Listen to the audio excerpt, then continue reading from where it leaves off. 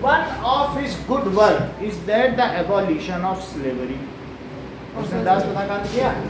Sir उसने women's को कुछ राइट्स भी तो दी थी. So he abolished slavery. Slavery का तो अंत किया था उसने. इतना अच्छा किया. और राइट भी दिए वुमेन को. ठीक है ना? इतनी बात सही है. वोटिंग राइट्स दिए थे क्या? नहीं दिए. चलो अब आगे देखते हैं. तो वोटिंग राइट्स सिर्फ 1946 में मिली. हाँ 1946 का इतनी आगे पहुंच गए. फ्रांस की बात करो. यस सर, फ्रांस की 1946. 1870 तक वहाँ थर्ड फुल फ्लेज रिपब्लिक आ गया था. नहीं सर. चलो देख लेते हैं. ऐसे 1946 तो दुनिया बहुत आगे पहुंच गई थी.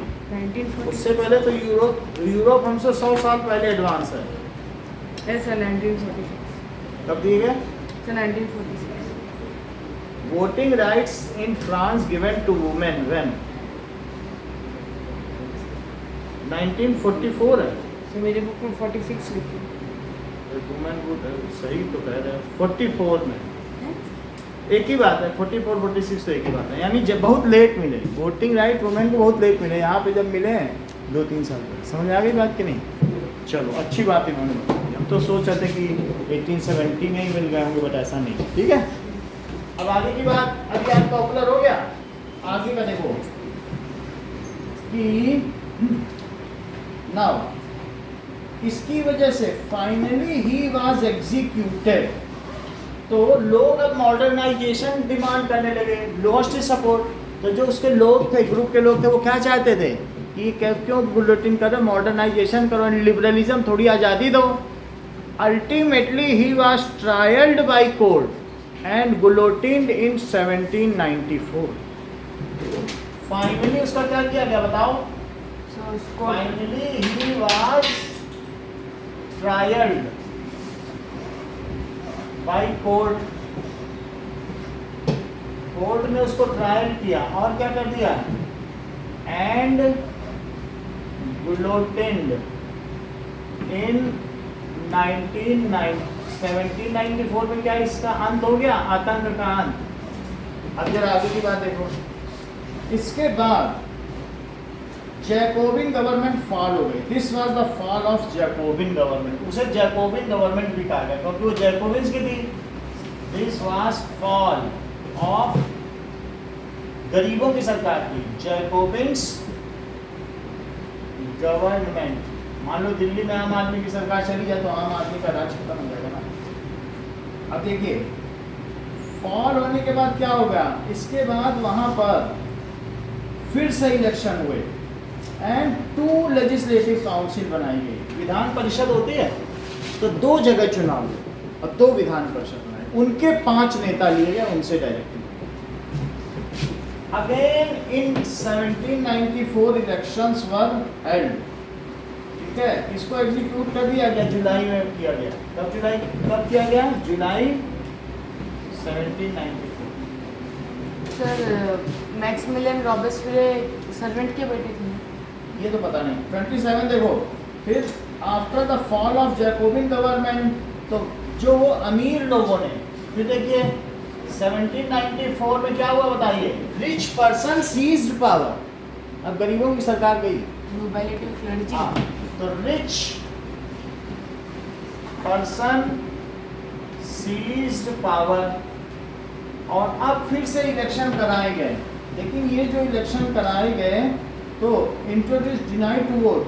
इन्होंने elections were held and non property person have now no right to vote. उनको वोट भी नहीं देने दिए. वही जो 30 मिलियन थे ना, उन्होंने वोट किया. Elections were held again. 3 million. हाँ 4 थे ना. 3 to 4 मिलियन. 4 मिलियन थे. Elections were held again and non property, जिनके पास पैसा नहीं था, जमीन नहीं थी, persons were denied to vote. Denied जानते हो? पर्सन्स, उनको वोट ही नहीं दिया गया. Were denied to vote. और क्या किया गया? 2 लेजिस्लेटिव काउंसिल्स. विधान एक हमारे यहाँ होता है ना, विधानसभा विधान परिषद होती है. ये देखो कहीं पर भी राज्य में होती है कि नहीं विधानसभा और एक होता है लेजिस्लेटिव असेंबली और दूसरा लेजिस्लेटिव काउंसिल। तो दो चीजें बनाई गई, लेजिस्लेटिव काउंसिल, ये उस समय नहीं हुआ करती, लेजिस्लेटिव असेंबली नहीं होती थी। काउंसिल का मतलब है एलाइड पीपल की सभा, ज्ञानी लोगों की सभा, खैर जो भी होता अमीरों की सभा। तो दो लेजिस्लेटिव काउंसिल बनाई गई, बात समझ आ गई। और कितनी लेजिस्लेटिव काउंसिल बनाएंगे? 2 लेजिस्लेटिव। ऐसा क्यों किया गया मैम? ताकि पावर का जो सेंट्रलाइजेशन को रोका जा सके, उसको डिसेंट्रलाइज किया जा सके, शक्ति का भी केंद्रीकरण हो सके। 2 लेजिस्लेटिव काउंसिल्स वर मेड, और फिर क्या किया गया मयंक? से 5 And 5 members of it had taken and made a directive to rule the France. इसके 5 मेंबर लिए, ठीक है। इलेक्शन हुआ, इलेक्शन में गरीबों को वोट देने दिया गया कि नहीं देने दिया गया? नहीं देने दिया। कहाँ है नॉन प्रॉपर्टी? मैक्सिमिलियन रॉबेस्पियर को गुलोटिन कर दिया गया। क्या कर रही थी? अब गुलोटिन हो गया। अब जब वो गुलोटिन हो गया तो क्या फिर से इलेक्शन हुए? इलेक्शन किसने, उसमें किसने वोट दिया?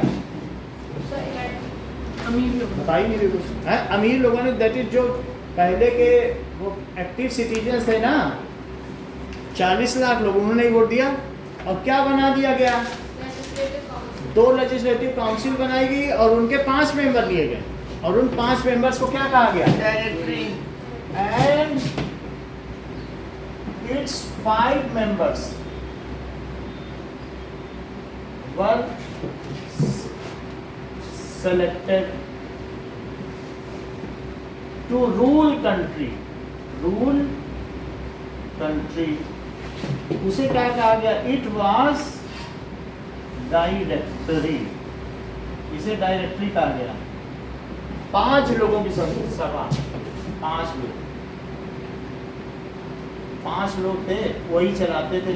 लेकिन क्या वे आपस में झगड़ा किया करते थे? Yes sir.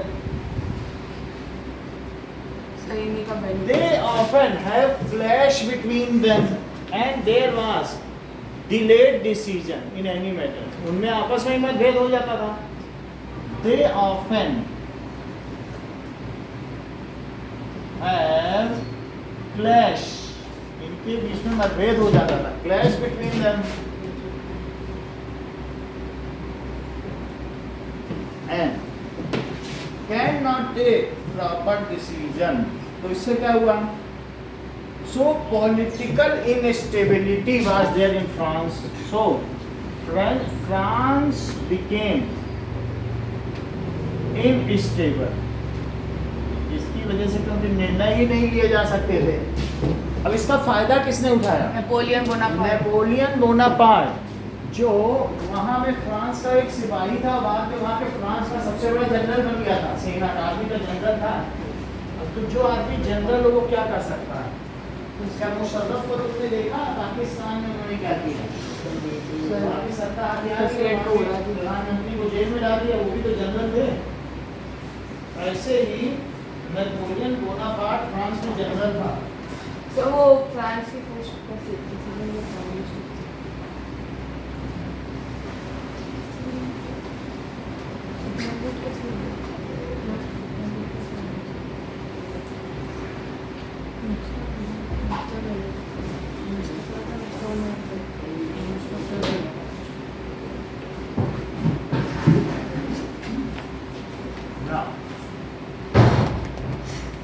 declared himself as ruler of France. Napoleon Bonaparte ने अपने आप को रूलर ऑफ फ्रांस अनाउंस कर दिया। सर मैंने सर गूगल में sir first elected representative of president of France देखा तो नेपोलियन बोनापार्ट है। इलेक्टेड नहीं, अब देखो अभी दिखा देंगे, तो दिखा देंगे, आपकी बात भी देख लेंगे। Sure 18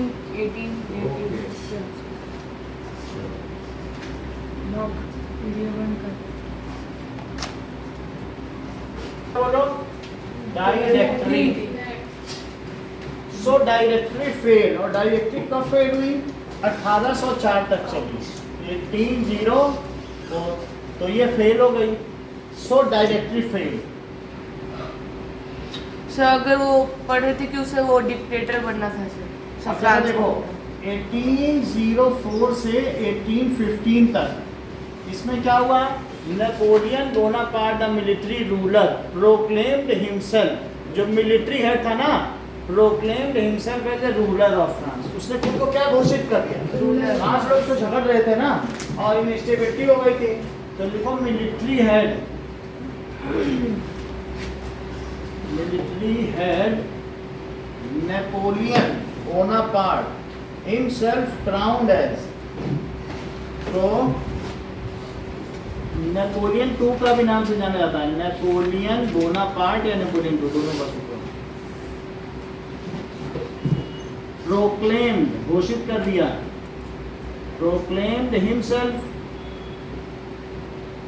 as ruler of France. ये जिसने जहां अपने आप को किया, ये उसी नेशनल असेंबली वाली जगह पे गया था, टेनिस कोर्ट में। चित्र में देखो कि वही सब दिखाया जाता है। अब इसने क्या किया, so he was a good administrator, modernisation के तौर पर देखा जाने लगा, मॉडर्नाइजर है, so he was seen as good administrator,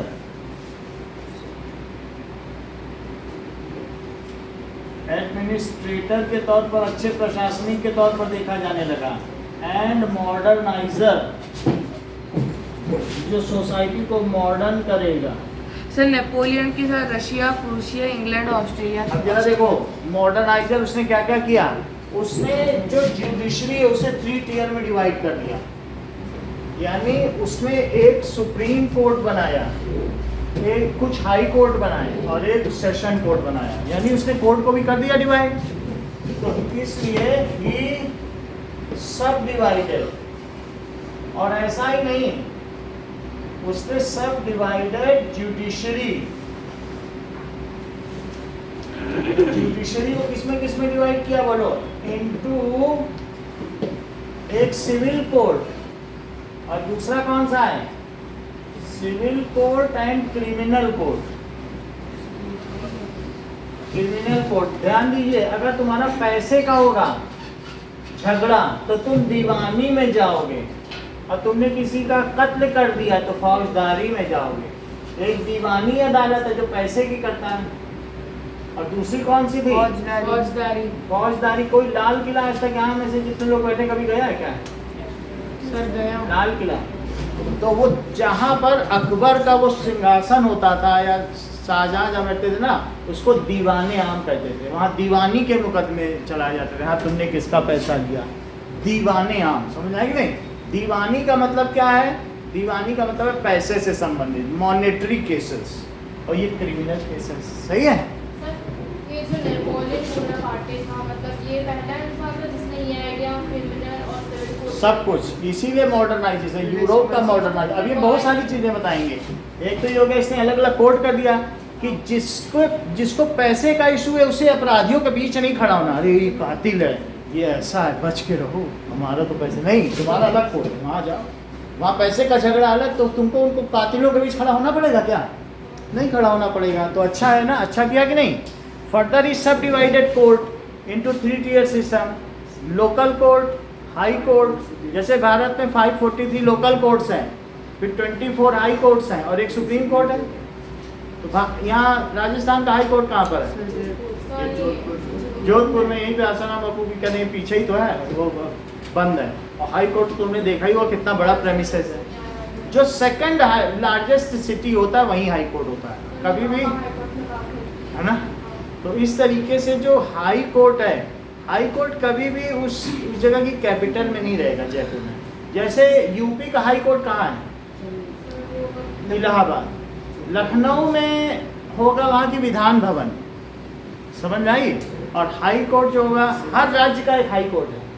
तो राजस्थान का हाई कोर्ट कहाँ है, जोधपुर में। तो इसलिए he has sub divided judiciary into 3 different tiers, अलग अलग 3 टियर सिस्टम होता है रेलवे में। सो ही सब डिवाइडेड जुडिशरी इनटू, इसमें बताया गया 3 tier system. Session court, high court and supreme court. वही क्या इंडिया में भी चल रहा है। अगला देखिए, ही सिंप्लीफाइड, ठीक है, जो मेजरमेंट सिस्टम,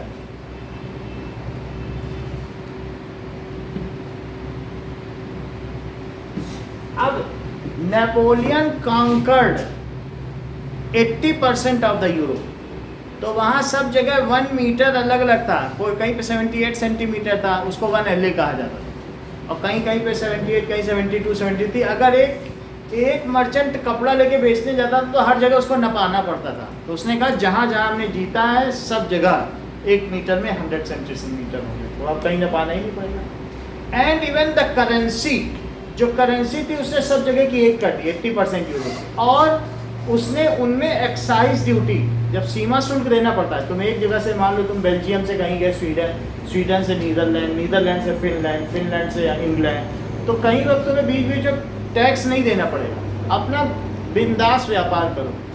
और नहीं तो एक ही व्यापारी अगर 28 जगह टैक्स ही भरता रहेगा तो जब आखिरी में तुम्हारे पास कपड़ा पहुंचेगा कितना महंगा होगा। तो टैक्स नहीं देना पड़ेगा, ना बार बार नपाना पड़ेगा। उसने मेजरमेंट सब जगह एक कर दिया। He conquered 80% territory of Europe and the measurement at all the places is unified, एक जैसा, ठीक है। So he has made uniform measurement, कैसा कर दिया बोलो? Uniform measurement। तो measurement कहाँ कहाँ कर दिया? The territory For conquered. all the territories he conquered, all the territories he conquered। कैसे किया? For example, 1 LA, that is the unit of measurement। ये लेंथ की यूनिट है। किसकी यूनिट है? यूनिट ऑफ लेंथ, कपड़ा नापने के लिए। was 78 centimetre at some place in Europe, और कहीं 79 थी, and 76 centimetre, 79 centimetre at other places. तो उसमें एक जैसा ही कर दिया। इवन तराजू के बाट उनकी वो चेकिंग कराता था कि जो 1 किलो है क्या वो सही 1 किलो है कि किसी ने नीचे का लोहा हटवा दिया, फोर्जरी नहीं करने देता था। तो इसने बहुत अच्छे अच्छे काम किए। इसके अलावा ही हैज मेड, जो भी ट्रेड है वो एक्साइज पे सीमा शुल्क हटा दिया। ही हैज मेड, जो ट्रेड थे एले नापने की इकाई थी, जब मीटर होता है ना, वही एक एले में कहीं 78 सेंटीमीटर थे, कहीं 79 थे, कहीं 70, तो कितनी असुविधा होगी। अब देखो इसने क्या किया बताओ? ही हैज मेड या रिमूव्ड एक्साइज ड्यूटी। ये जो है हमारा प्लांट वाला सेल, ये 6000 का है, जिसमें असली कीमत इसकी 3000 है। 3000 मुझे एक्साइज ड्यूटी देनी पड़ती, क्योंकि आया कहाँ से? जर्मनी या फ्रांस से आया है। तो जब कभी हमारी गवर्नमेंट खुद भी लेती इतना टैक्स, 3000 रुपये इस पर ले लिया जो यहाँ की सरकार है। तो अगर ये हट जाए तो चीज़ें कितनी सस्ती हों, और लोग क्यों ना खरीदें फिर बाहर से। आदमी सोचने लगता है अरे 6000 क्यों देना, बताओ 3000 में तो कोई सोचेगा। तो देखो ही हैज़ रिमूव्ड, क्या उससे हटा दी बोलो? एक्साइज ड्यूटी, सीमा शुल्क हटा दिया। शुल्क कहाँ कहाँ? With in Europe. 38 उसने कंट्री जीत लिए थे विद इन यूरोप। यूरोप। तो सर वो भी तो अपने सर अंदर सामंत रखता होगा एक एक कंट्री को रूल करने के लिए। सर वो अकेले 38 कंट्री को कैसे रूल करे? वहाँ पर अपने अपने लीडर बैठाता था सब जगह। सो वो भी तो एक तरह का फ्यूडल सिस्टम है। लीडर का वो किसी को बैठाता था, वो भी अपने ही घर वालों को बैठाता था। अब देखो होता होगा सब तो वही करते ही हैं। यहाँ का इंडिया में परिवारवाद नहीं है, जवाहरलाल नेहरू से राहुल गांधी तक सब जगह वही चलता है। जिसके पास पावर होती है मिसयूज करता ही। अब इसने क्या किया? He has modernised education system. उसके लिए he was modernized education system.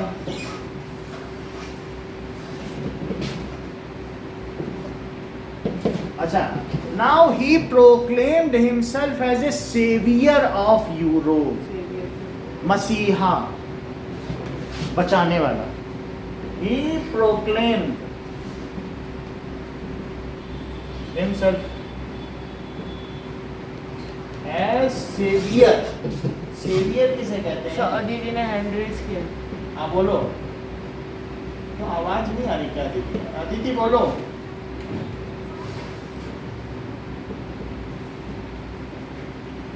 हो सकता है आवाज नहीं आ रही. Am I audible, Aditi?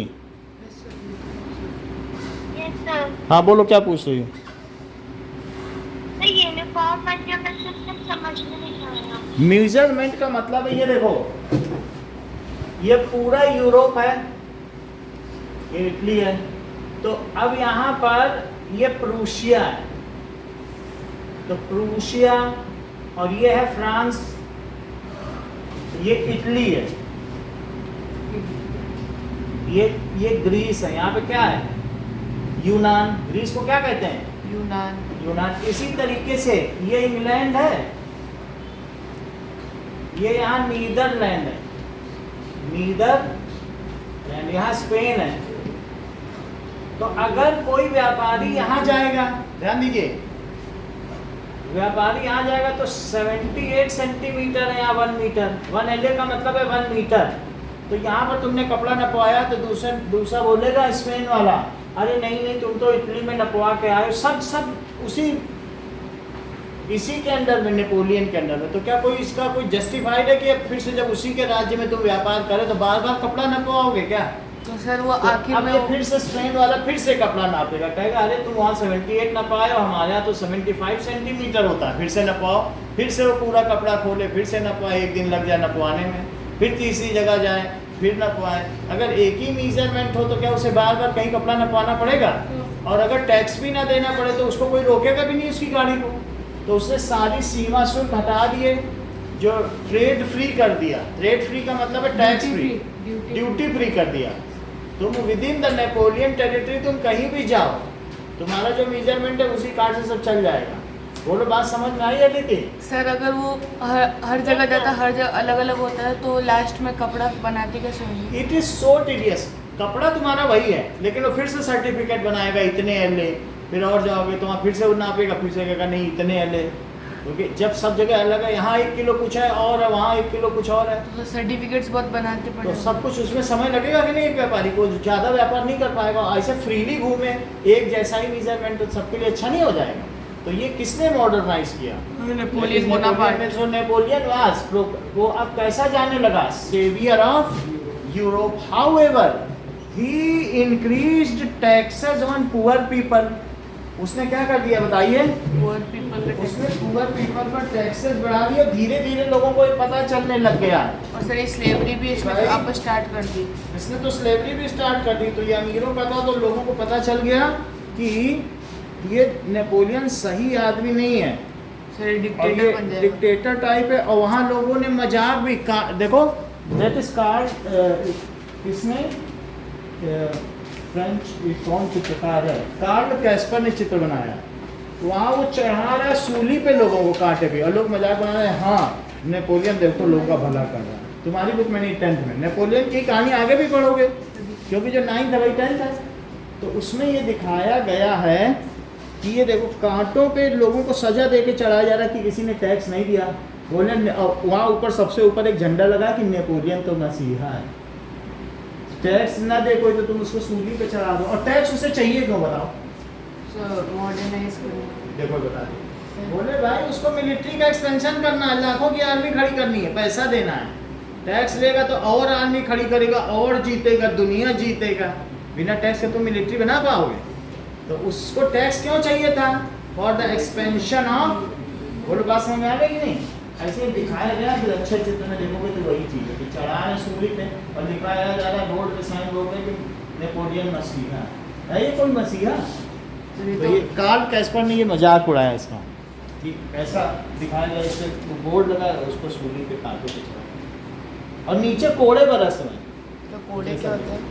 वो नहीं होता हंटर, नीचे कोड़ों से मारा जा रहा है, सूली पे चढ़ाया जा रहा है, बोर्ड लगाएंगे। समझ आ गई बात? सो धीरे धीरे लोगों को इसके बारे में पता चलने लग गया, और जब सब देश में इसी नेपोलियन ने, फ्रांस का था, ध्यान दीजिएगा, इसने इसका कब्जा कर लिया। और क्या यहाँ रशिया है? Yes, sir. तो रशिया का भी इसका कब्जा कर लिया। देखो ये फ्रांस है, यही नेपोलियन है, इसने इंग्लैंड को घेरा, प्रूशिया को घेरा, रशिया को घेरा और इसका ऑस्ट्रिया को भी घेरा। Yes, sir. 4 देशों ने मिलकर इस पर हमला कर दिया। उसको कहा गया एलाइड फोर्स। क्या कहा गया? और 1814 में इसको पराजय दी वाटरलू के मैदान में। सर्दियों में गया था वहां लड़ने, बोलो -50 डिग्री पे, साइबेरिया में। So, हाँ, क्या 15 है? and 1815. मतलब 1814 में। फिर से पूरी बात सुनो, उसमें पढ़ने से नहीं समझ आएगा, एक लाइन से नहीं, पूरी कहानी सुनो फिर, ठीक है कि नहीं? उसको बंद करो तब फिर बोलो, नहीं तो तुम बीच बीच में बोलते ही रहोगे और बच्चे समझ ही नहीं पाएंगे। तो मैंने क्या बताया, कौन से 4 देश थे जिनकी जमीन इसने हड़प कर ली? Austria, Russia. सही है, ये चारों मित्र देश कहलाए, और इसके ऊपर इन्होंने क्या किया? हमला किया, और हमला करके इसको वाटरलू के मैदान में क्या किया? हराया। हराने के बाद चारों देश बैठे हो वियना की ट्रीटी की, वियना की संधि, उसको क्या कहते हैं? Treaty of Vienna. वियना कहाँ है? ऑस्ट्रिया में। कहाँ पे बोलो? कहीं तुम ये तो नहीं सोच रहे हो ऑस्ट्रिया की राजकुमारी एंटोनिटी से उसने शादी की थी लुई 16 से, ये वही ऑस्ट्रिया है। Yes, sir, वही है. तो यहाँ पर मैटरनिक, ड्यूक मैटरनिक यहाँ का वो कौन था बताओ? रक्षा मंत्री। उसने साइन करवाया नेपोलियन से, साइन करो, गद्दी छोड़ो, निकलो यहाँ से। अच्छा, कहाँ छोड़ के जाना है? इंग्लैंड में एक आइलैंड है, वहीं तुमको भेज देंगे। इंग्लैंड भेज दिया, एग्जाइल, देश निकाला, यहाँ भेज दिया। इसको बोला गद्दी छोड़ो और तुम निकलो, हमें चार्ल्स टन को देनी है, वो लुई 16 का वंशज है भाई, इसको देंगे गद्दी, तुम कहाँ हो? मिलिट्री वाले थोड़ी गद्दी संभालते। फिर से कंजर्वेटिव का शासन। और फिर इसको कहाँ भेज दिया? इंग्लैंड. इंग्लैंड में गया, 1 महीने के बाद भाग के आ गया, गद्दी वापस ले ली। गद्दी ले रहा जितनी बार, 100 दिन और शासन किया। फिर बोला फिर इसको ले जाएंगे, फिर वहां ले गए, इस बार इसको संखिया दिया, arsenic. Arsenic A, that is AS। इतने एलिमेंट्स है, उसमें एक जहरीला पदार्थ है आर्सेनिक। जो पीरियोडिक टेबल है ना, उसी में अगर तुम 15th रूप में देखोगे तो नीचे मिल जाएगा आर्सेनिक। तीसरा NPAS, कुछ भी हो ये समझो जहर दिया है ना। AS लिखा कि नहीं, कुछ जानने की जरूरत नहीं, बस ये समझो। फिर से आ गया राज करने, तो फिर से आ गए 100 दिनों के बाद. 100 दिन। इधर ध्यान दो, इधर देखो, तुमको इतना तो पता चल गया ये जहर दिया गया, जहर दे दिया, धीमा जहर, खाने में हल्का हल्का मिला के दिया जा रहा है। और फिर उसके बाद जो हमने यहाँ पर वीडियो दिखाई थी, उसमें दिखाया गया कि नेपोलियन बीच में लेटा हुआ है, कांटों का ताज पहन के, उसके 3 बच्चे उसके किनारे, उसको मरता हुआ देखा। समझना, ये कहानी बन रही है। अब तुम्हारी बुक में क्या दिया है बताओ? नेपोलियन ने और भी ये देख लो, ये एक ऐसा पोस्टमैन है जिसकी चिट्ठियां उड़ती चली जा रही हैं। जितना उसने राज्य जीते, धीरे धीरे उसके हाथ से खिसकते चले गए। 10th की बुक में क्या सारी चिट्ठियां सारे राज्यों के नाम लिखे हैं? तो ये नेपोलियन है, उसकी चिट्ठियां उड़ रही, क्या मतलब? राज्य सब खिसकते चले जा रहे हैं। तो नेपोलियन के साथ उन्होंने कौन सी संधि की? Which treaty? Treaty of Vienna. Vienna. Treaty of Vienna की गई और नेपोलियन को सत्ता से बर्खास्त कर दिया। बुरबास समझ आ गई नेपोलियन की कहानी? अब जरा देखो, तो इसीलिए 1814 में ट्रीटी ऑफ वियना हुई, लेकिन फिर 100 दिन और भी तो शासन किए। तो अब जरा देखिए, नेपोलियन डिफीटेड एट वाटरलू, तो हमने कहा था 1815 लिखो। अब ये मसीहा हो गया, फिर क्या हो गया बताइए? The combined allied forces of 4, जैसा इन्होंने बताया, आपने बताया ना बेटा, तो that is the allied forces. He had conquered 80%, हमने कहीं लिखा है कि नहीं लिखा? He had conquered 80% of Europe. बोलो क्या ये नेशनलिज्म का ये थीम होता है क्या? 80% यूरोप। आपने बताया नेशनलिज्म मतलब ना दूसरों से लेना, और ये जमीन जीत रहा है, ये तो कॉन्करर बन गया।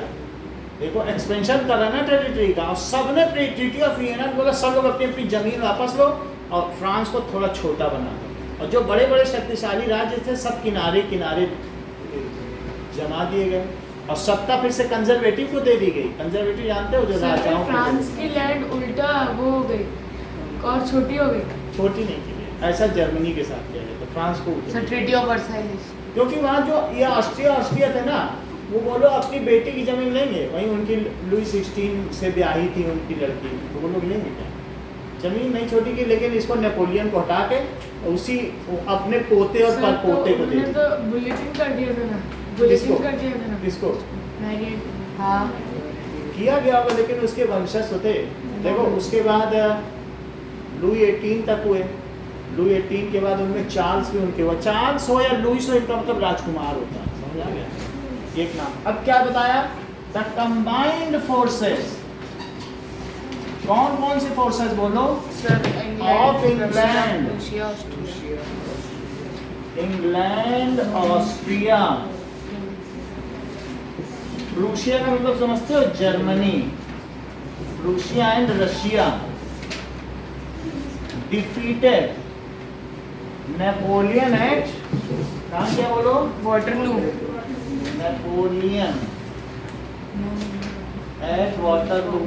मतलब एक छोटा सा, उसमें नहीं होगा, लेकिन मैं थोड़ा सा बता रहा हूँ कि नेपोलियन का दिया, फिर जिससे 10th पे जाओ तो इसके आगे कनेक्ट कर सको। तो वाटरलू के मैदान में या रशिया में इसकी पराजय हुई ठंड में, ठीक है? तो क्या हुआ बताओ? Now Napoleon has to sign a treaty of Vienna. Vienna एक जगह का नाम है, कहाँ पर है? ऑस्ट्रिया में। Now Napoleon signed treaty of Vienna. कब की उसने बोलो? इन 1815 में की। And the France was handed over to ancestors of Louis 16 family, या बूर्बो डायनेस्टी को फिर दे दिया। बात समझ आई कि नहीं?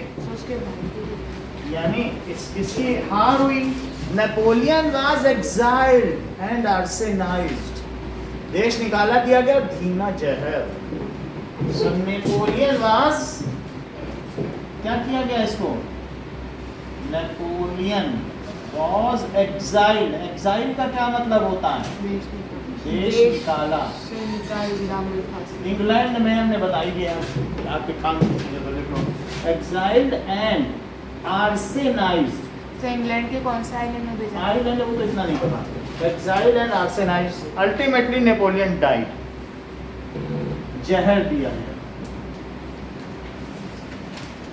अब इसके बाद now the France became under monarchy, ठीक है? नाउ फिर क्या होगा? नाउ एंसेस्टर समझते हो कि नहीं?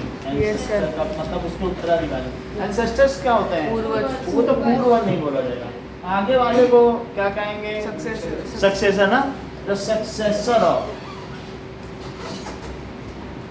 Of बूर्बो dynasty.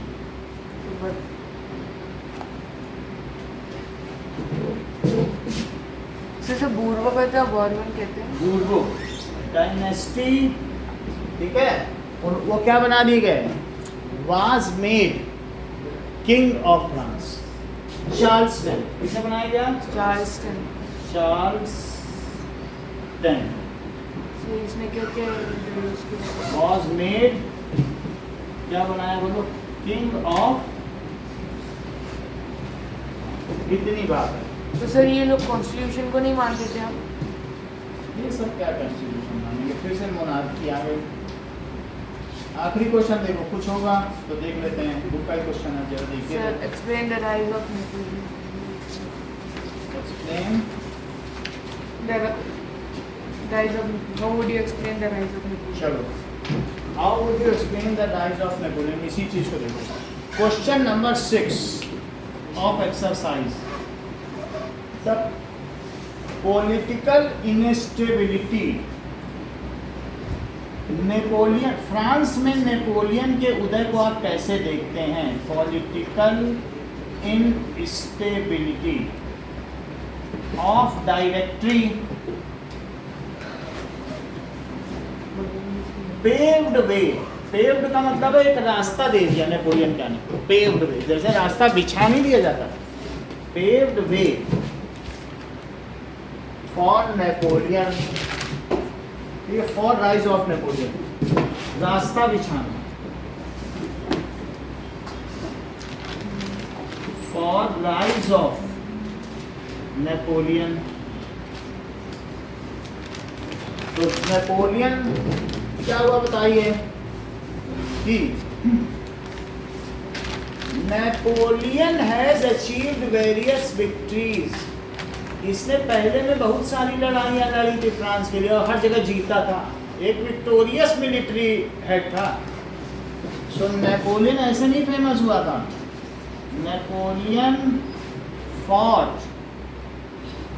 Many wars and one. तो लोग उसे पसंद तो करते ही थे और ये भी देख रहे थे कि फ्रांस में तो कुछ हो नहीं पा रहा, तो उसने लोगों में एक ऐसी आशा जलाई कि हम आ जाएंगे तो तुमको अमीर बना देंगे, ये हो जाएगा वो हो जाएगा। लोगों ने इसे आसानी से मान लिया, कहेंगे ये तो जीत रहा है, जीतने वाला है, तो हम उसने फिर वही किया। Okay, and he promised French people that he can only give and stable government. उसने लोगों से क्या प्रॉमिस किया कि क्योंकि बहुत सारा समय हो गया था, रॉबेस्पियरी से भी लोग वो थे, उसके पहले नेशनल असेंबली का भी तो यही हाल हुआ था, इतनी बार वो गिराई गई। सर ये वही हाल स्टेबल तो रखना था। हैं? सर इसने स्टेबल तो रखा था। स्टेबल रखना था, दूसरे देशों ने लड़ाई कर ली, नहीं तो 20% यूरोप और जीत लेता, पूरा यूरोप का ही मालिक हो जाता, 80% तो जीत ही चुका था। ज़्यादा जल्दी कर दी, नहीं तो जीतने के साथ वहाँ पर उसे जमाना भी चाहिए। जल्दीबाजी में जीतता चला गया, उसने देखा नहीं कि वहाँ लोगों के बीच पॉपुलरिटी भी तो चाहिए कि नहीं। अब मैनी वार्स ही प्रॉमिस्ड, लोग वादा करते हैं फिर कितना निभा पाते हैं उससे कोई मतलब थोड़ी। He promised French people that he can only, वही दे सकता है, he can only give a stable government।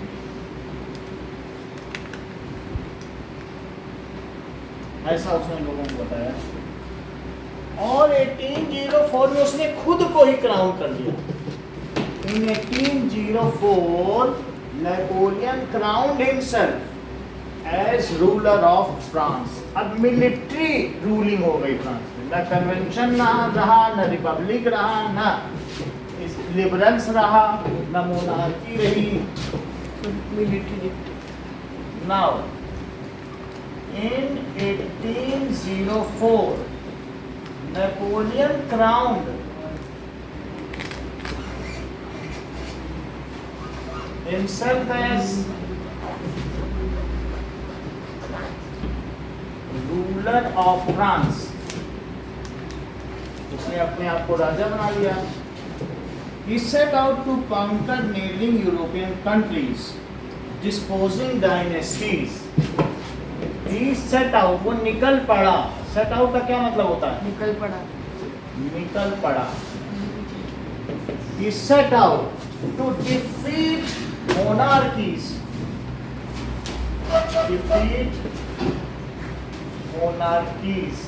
in neighboring countries। Neighbour में गया वो,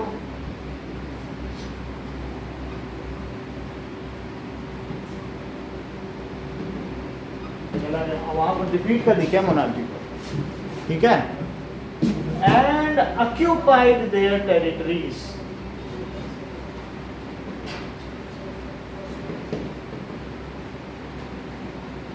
तो जहां के लोग मोनार्की से आजाद होंगे तो सोचेंगे नेपोलियन तो बहुत अच्छा है, इसने राजा से आजाद करा दिया, लेकिन वो तो राजा से भी बुरा निकला।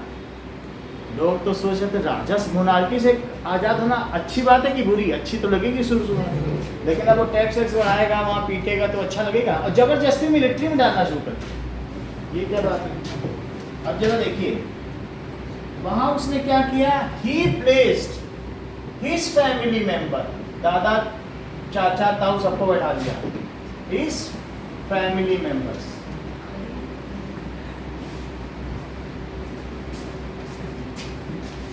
भाई रानी विक्टोरिया के जो बच्चे थे, अगर आप देखोगे तो रानी विक्टोरिया के 9 बच्चे थे।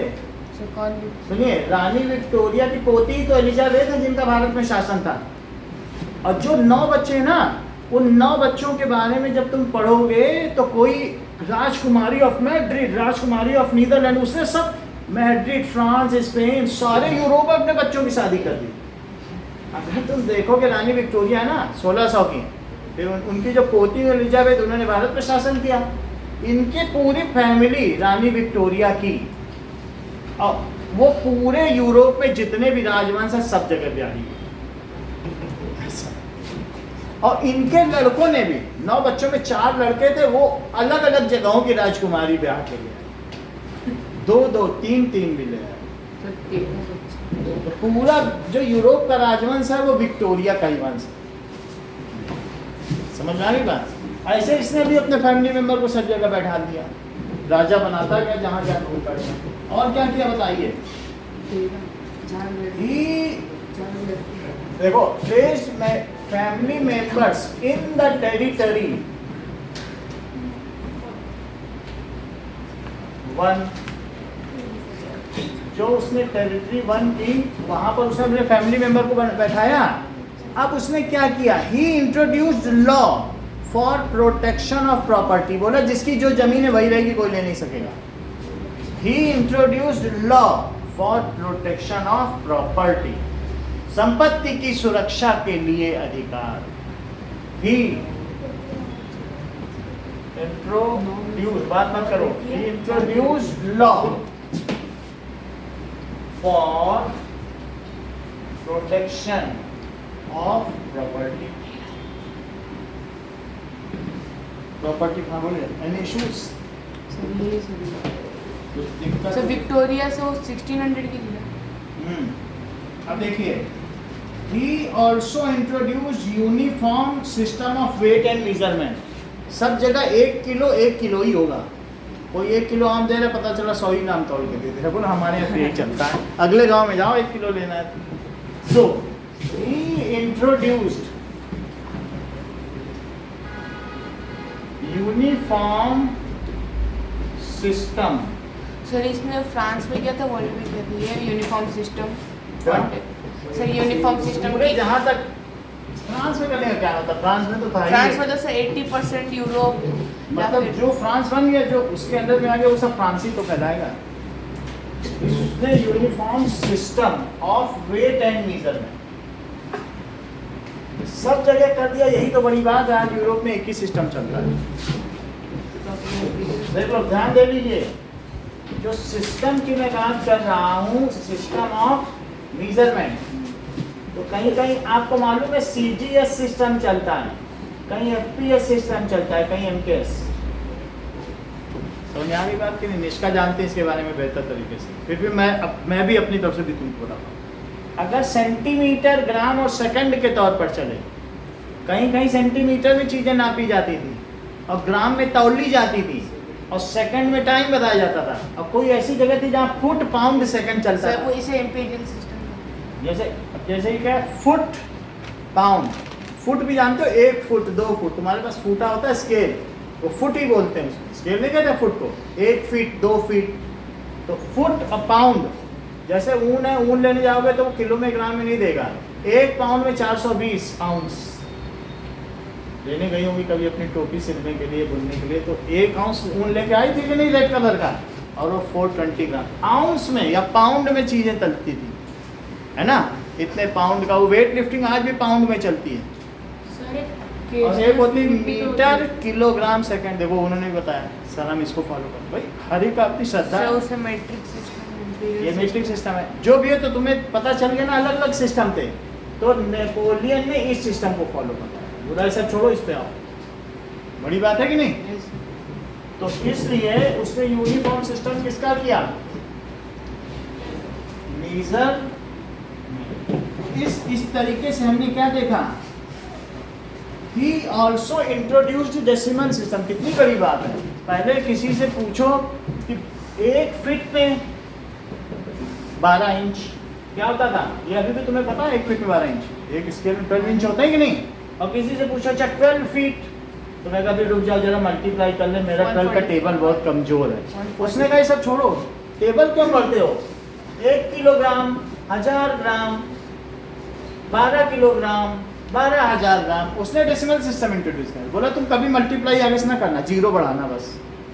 ये अच्छा लग रहा है कि ये, उसने कहा 12 वाला सिस्टम छोड़ दो, ये अंग्रेजों का सिस्टम है। 1 फुट, 12 इंच, सर ये बहुत याद 1 पाउंड, 12 आउंस, ये कौन चलाता था बोलो? अमेरिकन। ये सब विक्टोरिया का किया था, सब लोगों को राजमहल में बैठवा दिया, शादी कर दी, और ये सब कठिन कठिन चलाया।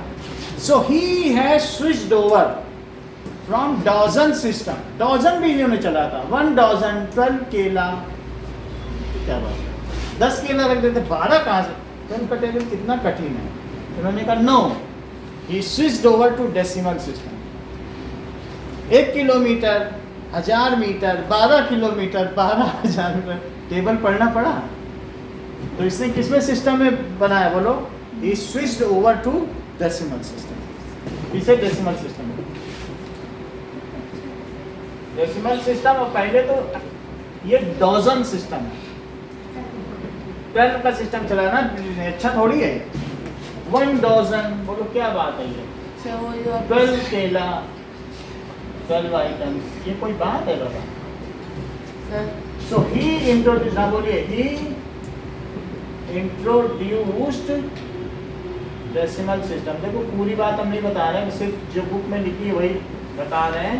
ही defeated in Waterloo battle bye Russian forces in 1850। क्या हुआ? ऑस्ट्रिया कौन था, हंगरी क्या था, वो 10th में पढ़ना, अभी इंतजार करो। सिर्फ इतना जान लो जितना तुम्हारी बुक में लिखा है। वो कब आ रहा बताओ? इन 1815 में वाटरलू में उसकी पराजय हुई। किन 4 लोगों ने पराजित किया वो मत पढ़ो, जितना लिखा बुक में पढ़ो। बात समझ आई कि नहीं? सर 1850 15 उसका शासन देखो ना कितने से कितने तक चला, 18 पे 11 साल ही तो रहा। So he was defeated, he was defeated by Russian forces।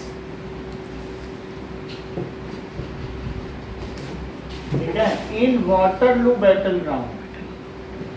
पानी की लू चलती है, अगर ये कोई लू है, गर्मी की लू तो हम सब ने सुनी, तुमने कभी सुनी? सर वो आपकी जो सिस्टम में CGS दिखा तो उस सिस्टम का नाम क्या था?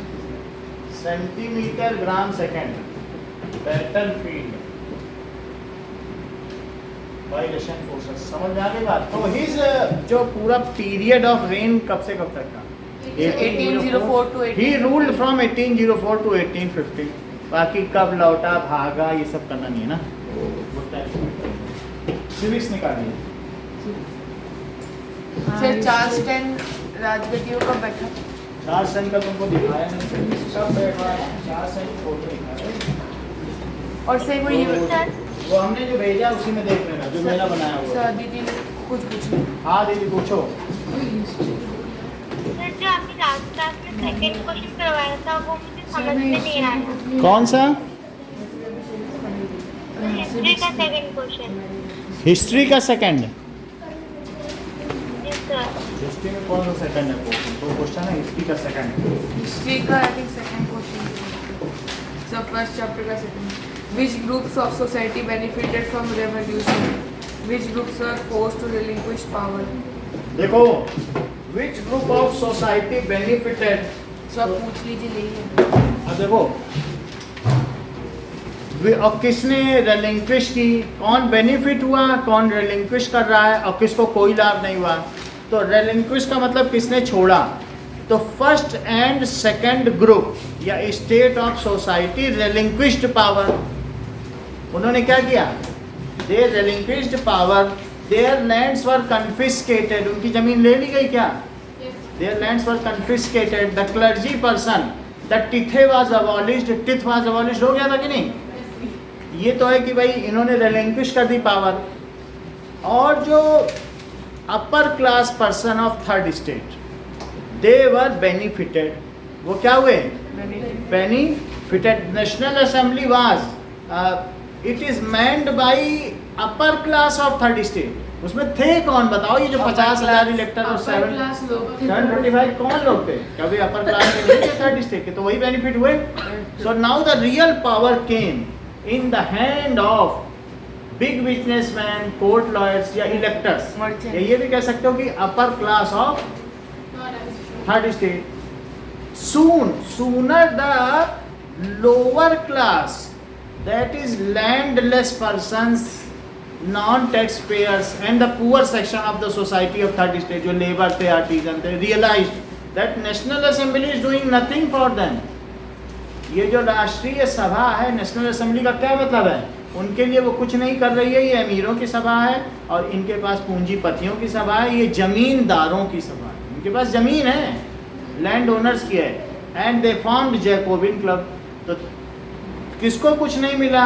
The poor section of third state has got nothing. Women also have got nothing.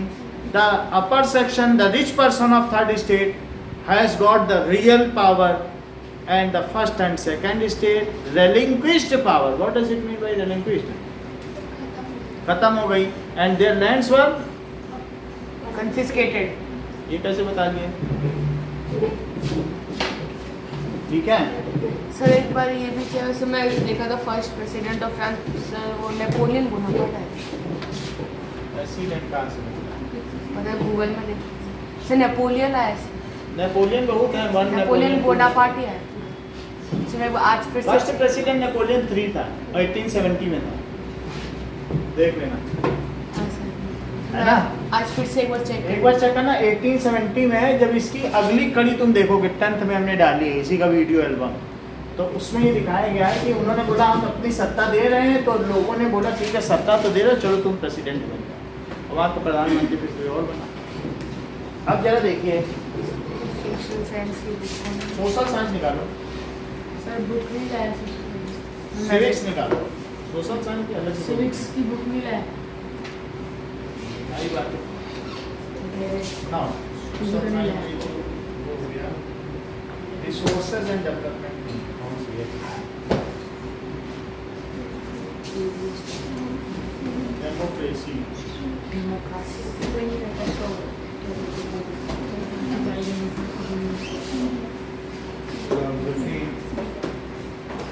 Politics. नहीं, डेमोक्रेटिक पॉलिटिक्स निकालो. नाउ हम लोगों ने कुछ चीजें लास्ट क्लास में पढ़ ली थी. क्या क्या पढ़ ली थी? सर आपने फेमिनिज्म और social. Sir features of democracy, merits of democracy. हाँ यही देखा, merits of democracy. Sir universal adult franchise. चलो नाउ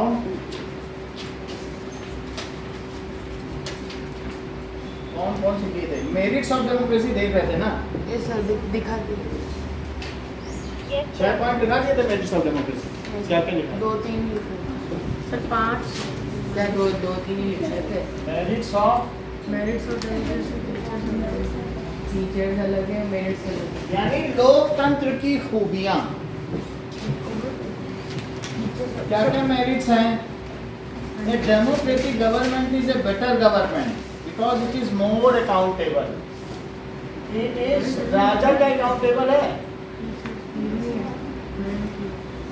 नोट करिए, more accountable to people. So it is better government. लोगों के बीच में जाना पड़ता है कि देखो हमने ये किया, मोदी ने ये नहीं किया, राहुल ने ये किया, तो इन्होंने ये नहीं किया. बताते हैं कि नहीं लोग? गवर्नमेंट वो झूठ बताते हैं या सच, लेकिन लोगों के बीच जाते हैं, फिर उस पर चर्चा होती है कि किसने क्या किया. अब जरा देखिए, it improves quality of decision making. Quality of decision making इतना आसान नहीं है. आप क्या सोचते हो कि जो लोकसभा की कभी न्यूज़ चालू करते हो तो चर्चा देखिए, संसद की चर्चा लोकसभा राज्य एक एक पॉइंट पर, चाहे किसान बिल हो या किसी पर भी हो, लोकपाल बिल पर कितनी चर्चाएं होती, रात रात तक होती हैं. So it is a long process. जब बिल इंट्रोड्यूस किया जाता है बहुत सारे लोग सवाल उठाते हैं। 370 आर्टिकल पर कितनी चर्चा हुई, अरे आप ख़त्म कर दोगे तो मुस्लिम लोग इसके विरोध में आ जाएंगे, झंडा लेके उतर जाएंगे, भारत टूट जाएगा। कुछ नहीं, कश्मीर के लोग मज़े में हैं। बल्कि अब देखो वोटिंग परसेंटेज 50% वोट दिए, तो बोलो अच्छा हुआ कि नहीं। अब ऐसे पाकिस्तान के प्रभाव में थे, वहाँ आतंकवादी आ रहे थे और धारा 370 हटाया। कश्मीर के लोग पूरे भारत में पढ़ रहे हैं यहाँ के अच्छे अच्छे यूनिवर्सिटी में। अभी खिलाड़ी भी हुआ है कश्मीर का जिसने देश का नाम ऊंचा किया। तो वो अच्छा है कि धारा 370 के उनको अलग कर देना। मैं कह दे, मैं कह दूँ देवांश तुम खास हो, तुम उस कमरे में बैठे रहना, निकलना नहीं, तुम खास हो। और एक इनको सबके बीच बैठाल के पढ़ाओ, ये अच्छा है कि अलग से बैठाल देना। ये अच्छा सबके साथ पढ़े। तो कश्मीरियों को हमने मिला दिया कि तुम भी वही हो। और उसका फ़ायदा क्या हुआ, जो पॉक ऑक्युपाइड कश्मीर कहते हैं हम भी मिलना चाहते हैं, अब तो हमें भी भारत जैसा बनना है। वहाँ तो चुनाव हो रहे हैं, उनके यहाँ तो G20 का समिट हुआ, बड़े बड़े मॉल खुल रहे हैं और वहाँ इस समय सिनेमा घर एक भी नहीं थे और अभी 5 साल के अंदर इतने सिनेमा घर खुल रहे हैं। वहाँ जो टूरिस्ट जाते हैं उनको सारी सुविधाएं हैं। तो अब लोग देख रहे हैं कि कितना और कितने $14 बिलियन का इन्वेस्टमेंट हो चुका है। पर्यटन कई गुना बढ़ चुका है। पर्यटन का मतलब टूरिज्म, क्योंकि अब वहाँ पर पिछले 10 साल में एक भी पत्थरबाजी की घटना ही नहीं हुई। तो जहाँ पर ये सब होगा नहीं तो वो फिर से धरती का स्वर्ग हो गया, भारत का मुकुट हो गया। तो ये चीज़ अच्छी हुई कि नहीं। लेकिन क्या ये इतना आसान था? ये आसान नहीं था। क्यों आसान नहीं था? क्योंकि आप ये देखिए, आपको मालूम है जो सेंटर है पार्लियामेंट, तो पार्लियामेंट में डिसीजन मेकिंग होती है। इसके 2 हाउस होते हैं। कौन कौन से हाउस होते हैं बताओ? Upper house and lower house. That is lower house. Lower house में क्या होता है, आजकल मेंबर ऑफ पार्लियामेंट, लोकसभा कहते हैं क्या? ये जो चुनाव चल रहे हैं क्या लोकसभा के हैं? अभी 4 जून को रिजल्ट आएगा। किसके चुनाव चल रहे हैं? लोकसभा। और यहाँ कौन सा हाउस होता है? अपर हाउस को क्या कहते हैं? राज्यसभा। राज्य के एलाइट मेंबर्स, रेखा, सचिन तेंदुलकर, बड़े बड़े लोग यहाँ बैठते हैं। रेखा कौन? एक मतलब बहुत जैसे अभिनेत्री। राज्यसभा, बड़े बड़े जो भी कहीं समझो आलिया भट्ट बैठती हैं, उनको चुना जाता है। ऐसे नहीं किसी को नहीं बैठने देता। बैठते हैं क्योंकि उनको कोई भेजता है। The prominent person of society, जिन्होंने कुछ भी किया हो। तो हर एक राज्यों में क्या समाजवादी पार्टी, कांग्रेस या बीजेपी जीतती है तो उनको बोला जाता है बीजेपी को, ठीक है तुम जो है उड़ीसा के हो ना, तुम वहाँ इतनी सीटें भेजो, तुम 4 आदमी यहाँ भेज सकते हो। तो वो 4 लोगों को चुनेंगे, उनको भेज देंगे, वोटिंग वो भी भेज देंगे। हम लोग नहीं चुनते हैं। तो इसी तरीके से मान लो यूपी में योगी सरकार से, कहीं योगी है ना वहाँ पर, योगी आदित्यनाथ, उनको बोलेंगे भाई तुम तो बड़े सीट जीते हो, तुम वहाँ से 10 भेज सकते हो। तो 10 लोगों को चुनेंगे, किसी को भी यहाँ भेज देंगे। उनको दिल्ली में मकान मिल जाएगा रहने के लिए जब तक कहीं से भी भेज देंगे। जहाँ जहाँ के जो लोग पार्टियाँ जीती हैं, हर 10 विधायक पर, अलग अलग स्टेट में वो विधायक होते हैं कि नहीं, एक राज्यसभा में मेंबर भेजेंगे, तो वो लोग भेजेंगे। अब जरा ध्यान दीजिए, जब धारा 370 हटाई जा रही, तुमको अभी पता चल रहा है आर्टिकल 370 क्या होता है कि जम्मू कश्मीर भारत का ही अंग हो जाएगा। उसके पहले क्या था, तुम जम्मू कश्मीर में जाते थे, वहाँ 2 झंडे होते थे, एक जम्मू कश्मीर का झंडा, एक भारत का। और वहाँ जाते थे, वहाँ तुमने कह दिया कि भारत का प्रधानमंत्री है तो तुम्हारी पिटाई हो जाएगी, कहेंगे हाँ कश्मीर का प्रधानमंत्री चलता है, भारत का नहीं चलता। वहाँ 2 प्रधानमंत्री थे, वो कहते थे वो भारत के हैं, कश्मीर के ही हैं। ये कोई मजाक था कि नहीं? तो ऐसा चलता था। अब वहाँ कुछ नहीं, सब झंडे उतर गए, अब भारत का ही सब चलता है। भारत का संविधान चलता है, उनका संविधान भी अलग था। तो प्योर टेररिज्म नहीं है। टेररिज्म अब नहीं है, टेररिज्म एडिकेट हो गया, लोगों ने सिरे से नकार दिया, बोले ये सब हमारे साथ धोखा हो रहा था, अब सब कुछ ठीक ठाक हो गया। क्योंकि वहाँ की विधानसभा थी ना, वो टेररिज्म खत्म ही नहीं होने दे रही थी। वहाँ के लोगों को 500-500 रुपये देती थी कि जाओ 2 घंटे की पत्थरबाजी का 500 रुपये उनको बांटे जाते थे। ये चीज़ तो वो सब हट गया। कैसे हटा वो बता, इसके लिए बता, डिसीजन मेकिंग होती कैसे। ध्यान दीजिए, यहाँ पर 543, ये भारत में कितने शहर हैं इसका बताओ जरा। बहुत अच्छा, तो 543 छोटे छोटे शहरों से चुन करके हर शहर से एक एमपी चुना जाता है। जो यहाँ पीपी चौधरी है, यहाँ केवी बन जाते हो, पीपी चौधरी सांसद का घर है, पुलिस वाला बैठा रहता है, तो वो कौन है, वो पाली शहर से चुन के जाता है, दिल्ली में जाके बैठता है। यहाँ पाली शहर है बगल में, जहाँ से सब्जियाँ आती हैं। जोधपुर का भी एक है, तो जोधपुर का कौन है? अशोक गहलोत नहीं है, कौन है ये बताएंगे? गजेंद्र सिंह शेखावत। हर जगह जहाँ पर भी कोई रिबन काटता हो गजेंद्र सिंह शेखावत पहुँच जाता है। तो गजेंद्र सिंह, हम बहुत सारे जगह गए हैं स्कूलों के कल्चरल प्रोग्राम में, गजेंद्र सिंह शेखावत जरूर बैठा है। तो गजेंद्र सिंह शेखावत बोलो, जैसे जोधपुर से एक गया चुन के, ऐसे 543 शहरों से जाएगा। इन सभी जगहों पर लोकसभा में यहाँ 350 सीटें बीजेपी की थी 2 साल पहले की बात बता रहा हूँ। और बाकी कितनी सीट बची जरा काउंट करो, 150, 193। अगर यहाँ पर बीजेपी बोल दे नरेंद्र मोदी की धारा 370 हटानी है, तो बोलो ये सारे लोग कहेंगे ओके, हम हाथ खड़ा कर देंगे, हटा दो, क्योंकि वो बीजेपी के हैं। यहाँ कहानी उल्टी थी, यहाँ ये 243 सीट है और जानते हो 90 सीट ही बीजेपी की हैं, और बाकी कितनी बची? 153 सीट्स किसकी हैं? Other party.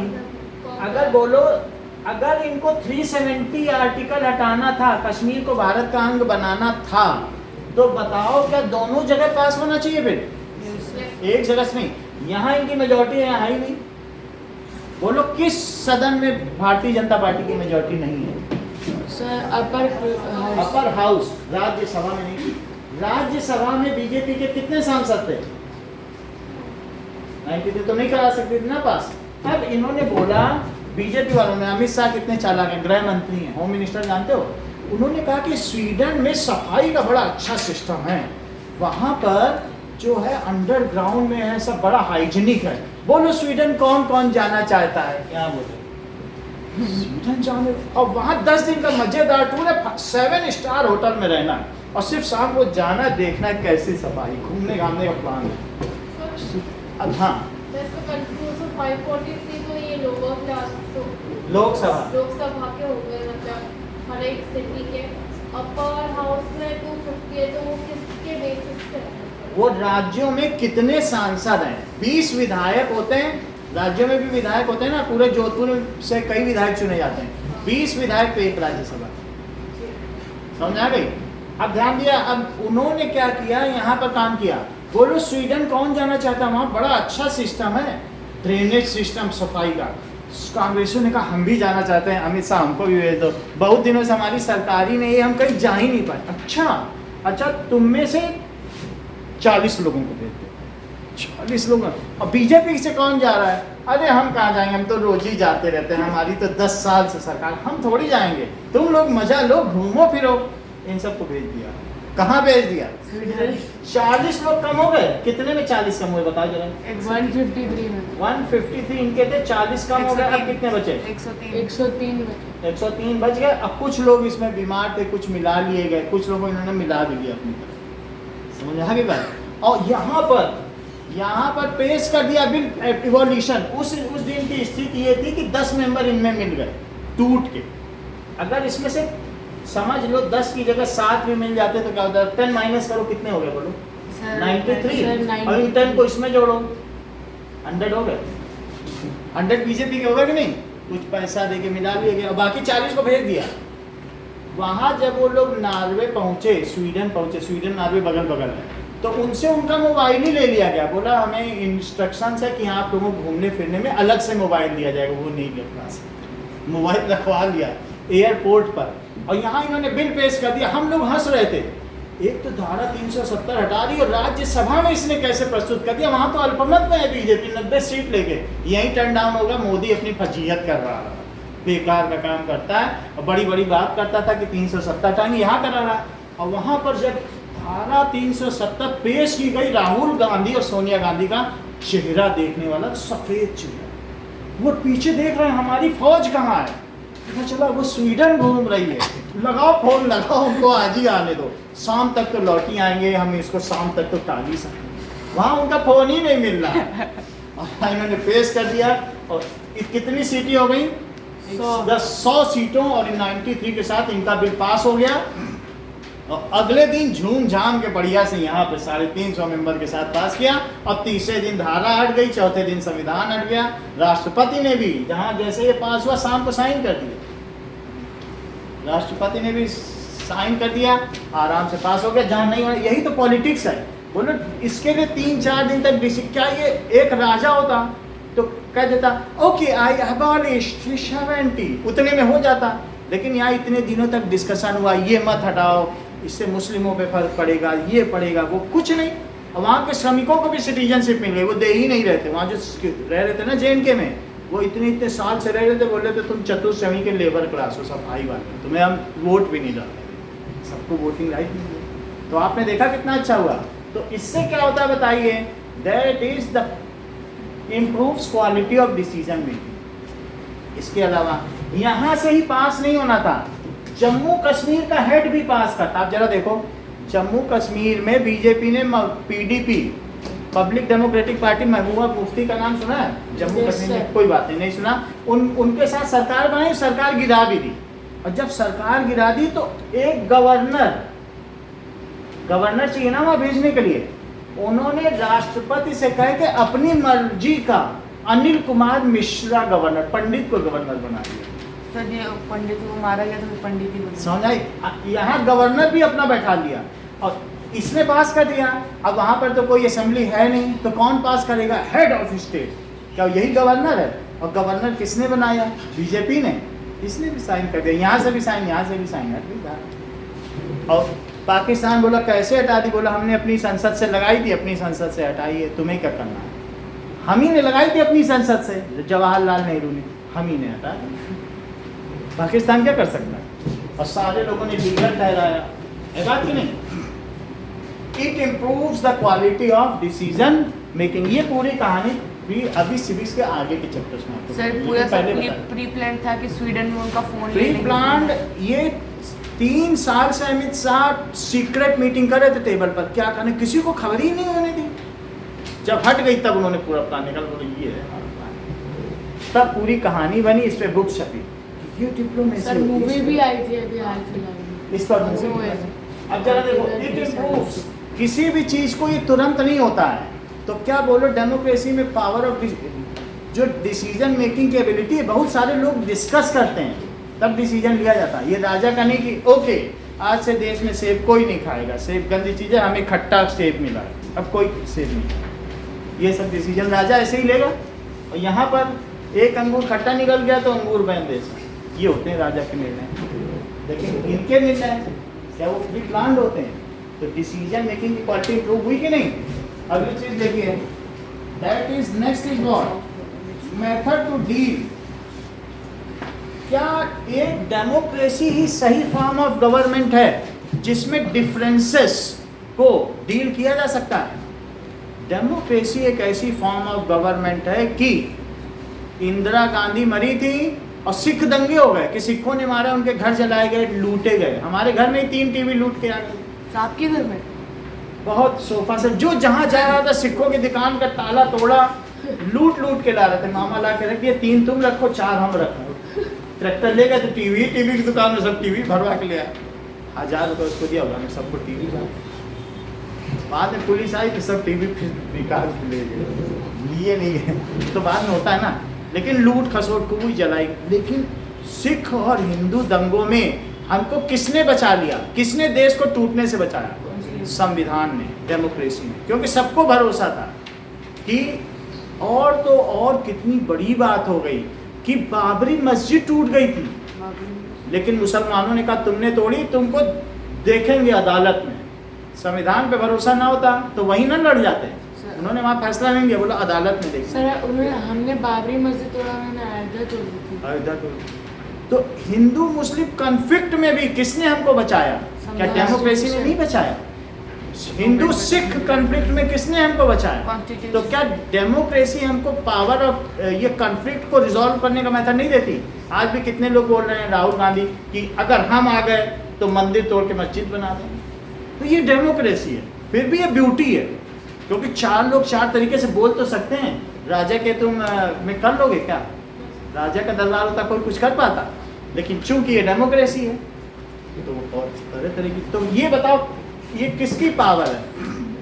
यहाँ 10 तरीके के कल्चर के लोग, इतने रिलीजन के लोग रहते हैं, सब प्यार से रहते हैं।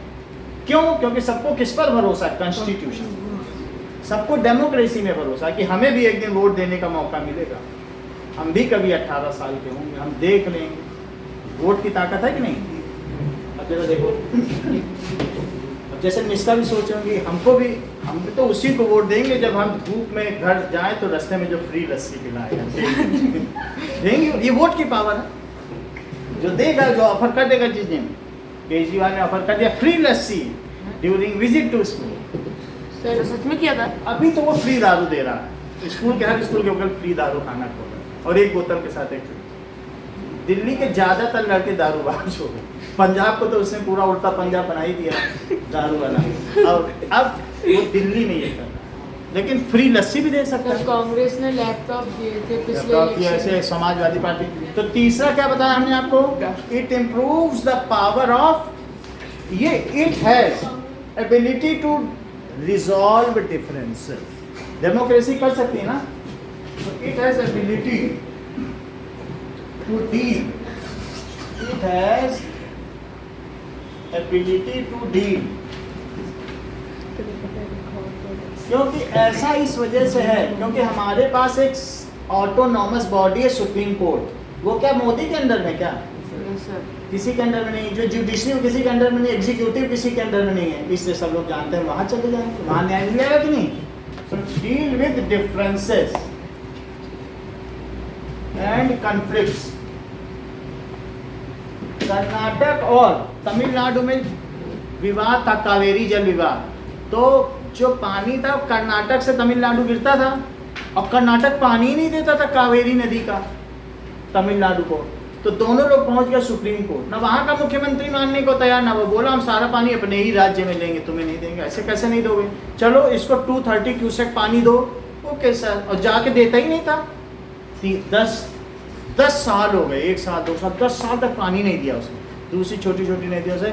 फिर अल्टीमेटली क्या हुआ कि उसने बोला अगर तुमने निर्णय नहीं माना तो कल तुम्हारी सरकार गिरवा देंगे गवर्नर से और तुम आ जाओगे, अगले दिन से पानी देने लगे।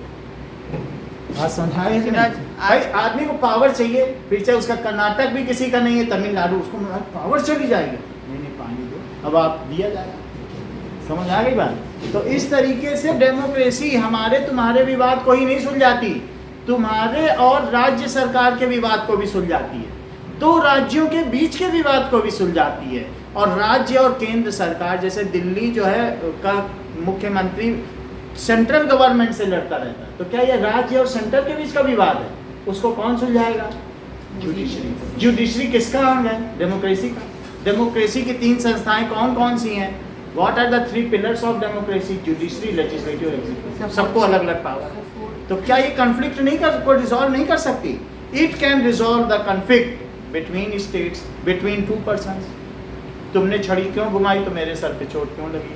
तुम्हें इतनी आज़ादी नहीं है कि तुम हमारे सर को फोड़ सको, तो फिर सुप्रीम कोर्ट इनसे पूछे कि फिर इनके हाथ में कैसे चोट लगी, ये पट्टी क्यों बांधे हैं? बोलेंगे इन्होंने छड़ी वो घुमाई। अब उनका निपटारा। बात समझ आ गई कि नहीं? कहेंगे तुम अपने सर की चोट दिखाओ, बोले सर वो तो ठीक हो गई है। So it is resolves the difference and conflicts. आगे क्या कर सकता है? क्या एक हमको मिल गया वहां पर, दैट इज निजामुद्दीन में, चाइनीज, ये सब बताया तो उसने बताया कि you have grace of democracy, तुमको इतने फंडामेंटल राइट्स हैं हमारे, तो हम जाएंगे, हमारे ऊपर 10 कानून है, हमको कोई अधिकार नहीं है। तो बोलो डेमोक्रेसी में रहने वाला व्यक्ति, भारत का व्यक्ति कहीं दूसरे देश में चहकता घूमेगा कि जो चाइना के ऊपर 10 तरीके के बैन हैं, उनकी company, Chinese government Xi Jinping ही अपनी ही कंपनी पे बैन लगा देते हैं अगर टैक्स ना दिया जाए। और जबकि हम डेमोक्रेटिक है, हमारी जगह जगह सम्मान होता है। So the citizen of a democracy get grace and respect within the nation and outside the nation। तुम्हें अपने देश में भी सम्मान है ना, और आउटसाइड। तो कहाँ के लोगों को सम्मान होता है कि नॉर्थ कोरिया के लोगों को सम्मान दिया जाए। वो तो अपने अधिकारों के लिए कभी लड़े ही नहीं, घर में दुख के बैठे रहे, निकल पड़ते, गोली खाते। हमने गोली खाई है अंग्रेजों के खिलाफ, तो आज हमें आज़ादी मिली है। तुम निकले ही नहीं, तुमने गोली खाई नहीं, तो तुम्हारे अधिकार कोई लेके बैठे।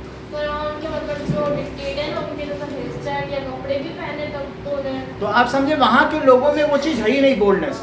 आज अभी भी कोई हमारे अधिकार ले तो क्या लोग गोली खाने को तैयार हैं? तो हाँ, ऐसे बहुत से लोग हैं, क्योंकि हमें वही खून है जब हमारे पुरखों ने ऐसा किया। ज़्यादा जनरेशन नहीं गई है, 3 जनरेशन पहले की बात है। 60-70 ईयर्स में 3 जनरेशन ही होती है। तो हमारे दादा और नाना लोगों ने बहुत काम किया, ठीक है कि नहीं? जो हिंदू मुसलमान दंगे थे तो हमारे नाना ने 17 मुसलमानों को जाके सर काटा। आपके दादा ने? नाना ने। और ऐसे हमारे घर के भी सर कटे। वो लोग लेके तलवार निकल पड़ते थे, आपस में हिंदू मारकाट होती थी, सब नानी बताती थी। बोलते थे अगर दरवाजा खुला रहेगा उसके आगे ये लगाते थे, वो लगाते थे, जिसको जिसका मन कर रहा सर काट रहा है। सर वो घर को सिलेक्ट करते थे, वहाँ पे गोला लगा देते थे। क्या करते थे? फिर वो अगले भी दिन जाने। आके उस घर में ही आग लगा देते थे। समझ आई बात की नहीं? तो मेरा कहने का मतलब है लोगों ने जिसने आज़ादी के लिए लड़ाई की है उसको आज़ादी मिली है। सो क्या डेमोक्रेसी में are the people enjoying the rights? So the people of democracy enjoy the rights. चौथा पॉइंट देखो, इट इज डेमोक्रेसी क्या करता है? ध्यान दीजिए, डेमोक्रेसी ये protects the dignity of citizen. जो हमारा समान, डिग्निटी का मतलब समझते हो कि नहीं? Protects the respect of citizen, protects the respect of citizen. अगली बात देखो, डेमोक्रेसी हमारी सम्मान की रक्षा करती है। और इन डेमोक्रेसी, ये गवर्नमेंट डेमोक्रेसी की है कि प्रधानमंत्री ने संसद में बिल पास कर दिया, फार्मर्स 3 बिल्स, कि इनको छूट दी जाएगी, इनकी एमएसपी कम की जाएगी या बढ़ाई जाएगी। तभी लोगों ने आंदोलन कर दिए दिल्ली में, मालूम है कि नहीं? राकेश टिकैत और इन लोगों ने आंदोलन किए थे 1-1.5 साल पहले। एक किसान का नेता है, तो उसने वहाँ की सड़क ही घेर ली, वहाँ से आने जाने नहीं दिए वाहन, और 1 साल तक घेरे रखा। और वो ऐसी सड़क थी हाईवे की, रोज 7,000 करोड़ रुपए का नुकसान कर रहा था। अरे भाई, दिल्ली इतनी तंग आ गई थी कि उस राकेश टिकैत के ऊपर से हाईवे बनाना पड़ा। अच्छा तुम लोग यहाँ जाओ, स्कूल तक की छुट्टी हो गई। फिर 1 हफ्ते बाद इसने क्या किया जानते हो? पर डे का। और 1 हफ्ते बाद इसने अपने आधे बंदों को ऊपर के हाईवे पे भी बैठा दिया। This is the excessive democracy. हमारे यहाँ इतनी एक्सेसिव डेमोक्रेसी है कि जिसका मन करता है रेल तोड़ता है, कुछ तोड़ता है। और दूसरे देशों में अगर तुम एक भी संपत्ति का नुकसान करोगे ना, वो उसका पूरा घर नीलाम हो जाएगा।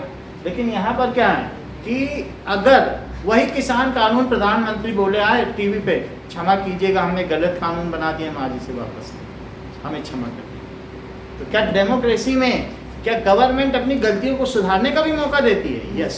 अगली चीज, डेमोक्रेसी इट अलाउज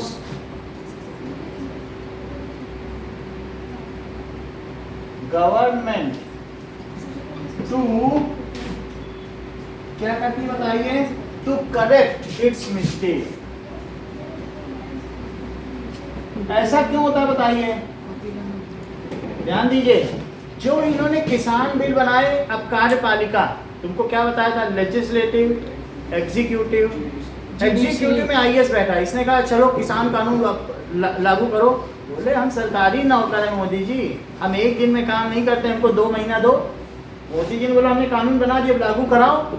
बोले हमको 1-2 महीना चाहिए होता है, हम 1 दिन में नहीं करते हैं हमारा काम। और 2 महीने के अंदर जब लोगों ने प्रोटेस्ट की, तब तक मोदी जी को पता चल गया कि गलत कानून है, तो उसे वापस दे। तो क्या ये इसमें डेमोक्रेसी में जो चैनल है बड़ा धीमा है, और उसकी वजह से क्या होता है? क्या ये पता चल जाता है कि लोगों की राय क्या है, और उसी बीच में क्या हो जाता है? गवर्नमेंट अपनी भूल सुधार भी सकती है। तो क्या आप मुझे बता सकते हैं Nikhil, what are the 5 merits of democracy? 1-2 बताओ। चलो कोई बात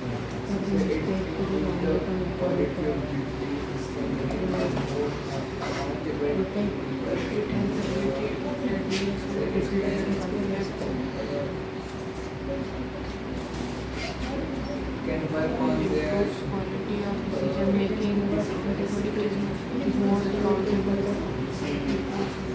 हाँ बोलिए रिया, व्हाट आर द 5? इसको लिखवाएंगे भी अभी। Democracy protects the respect of citizens and allows government to correct its mistakes, improve the quality of decision making. It is more Correct its mistake. और बोलो। people, so it is a better government. It has a अच्छा तुमको अच्छा बता रहे हो, एक और बोलो। it is more accountable, so it is It deals with social and जो भी कन्फ्लिक्ट्स होते हैं उनके साथ ही डील करती है। चलो सब लोग इसको लिख के दिखाओ। So merits of government. Merits of democracy Democracy. कैसे arguments of democracy नहीं करते? क्या? Arguments of democracy. हमने तो नहीं पढ़ा। Argument for and against हाँ democracy. तो उसके लिए बहस, आर्गुमेंट का मतलब कुछ और होता है, बहसबाजी, उसके पक्ष में और विपक्ष में।